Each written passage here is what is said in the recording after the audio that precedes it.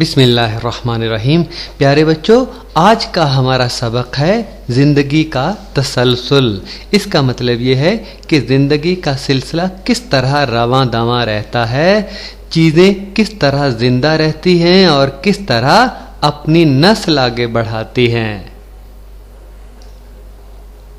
پیارے بچوں، چیزیں لفظوں کے ذریعے سمجھ آتی ہیں، باتیں لفظوں کے ذریعے سمجھ آتی ہیں، اس لیے لفظوں کے معنی جاننا بہت ضروری ہوتے ہیں۔ الفاظ کی مشابہت یعنی ملتے جلتے الفاظ، ہم معنی، ایک جیسے معنی دینے والے الفاظ۔ پہلا لفظ ہے والد، یہ بھی ہم روزمرہ زندگی میں بولتے ہیں۔ میرے والد کا نام مشتاق احمد ہے۔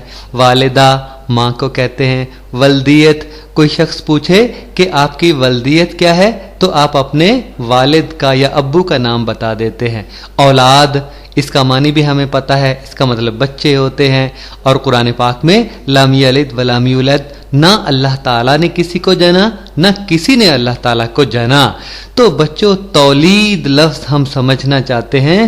تولید کا لفظ انہی سارے الفاظ سے نکلا ہے اور اس کا مطلب ہوتا ہے پیدا ہونا۔ اب آئیے بچوں، تعریف پڑھتے ہیں تولید کی۔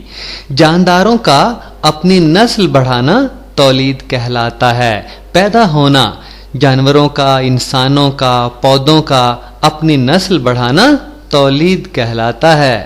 بات سمجھ آ گئی نا آپ کو؟ جانداروں میں مشابہت یعنی جانداروں کی شکل کا ملنا جلنا۔ ہر جاندار کے بچے اس جاندار جیسے ہی ہوتے ہیں۔ اس خصوصیت کو جانداروں کی مشابہت کہتے ہیں۔ مثلا بلی کا بچہ بلی جیسا، شیر کا بچہ شیر جیسا اور انسان کا بچہ انسان جیسا ہی ہوتا ہے۔ انسان کے بچے کی شکل انسان سے ملتی جلتی ہے، شیر کے بچے کی شکل شیر سے ہی ملتی جلتی ہوگی، نہ کہ بلی سے۔ اور اسی طرح بلی کے بچے کی شکل بلی جیسی ہی ہوگی، نہ کہ کتے جیسی۔ تو اس طرح جانداروں میں آپس میں مشابہت ہونا، شکل کا ملنا جلنا مشابہت کہلاتا ہے۔ گلاب کے پودے سے گلاب ہی پیدا ہوتا ہے۔ بچوں، پودے بھی تو جاندار ہوتے ہیں نا، تو گلاب کے پودے سے گلاب ہی پیدا ہوگا، نہ کہ چنبیلی۔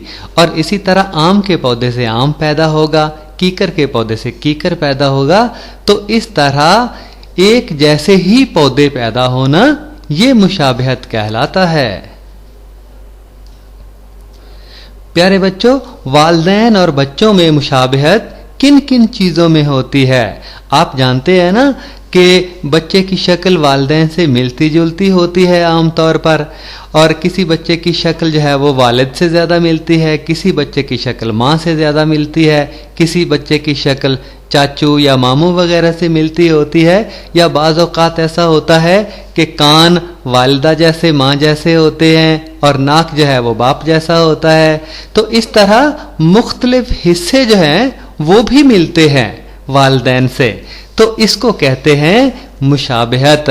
مشابہت کن کن چیزوں میں ہوتی ہے؟ رنگ میں، آنکھ میں، ناک میں، کان میں، عادت میں، چال ڈھال میں اور ذہانت وغیرہ میں۔ تو اس طرح کی چیزوں میں مشابہت ہوتی ہے۔ والدین ذہین ہیں تو بچے بھی ذہین ہوتے ہیں۔ تو مختلف۔ لیجئے جناب، سبق آپ کا ہوا ختم اور ہم پوچھتے ہیں آپ سے کچھ سوال تاکہ ہمیں پتہ چلے کہ آپ کو کتنی سمجھ آئی ہے، آپ نے کیا سمجھا ہے۔ پہلا سوال ہے بچوں، عمل تولید کسے کہتے ہیں؟ ابھی تو پڑھا ہے آپ نے، امید ہے یاد ہوگا۔ اور اگلا اور آخری سوال ہے بچوں، مشابہت کا کیا مطلب ہے؟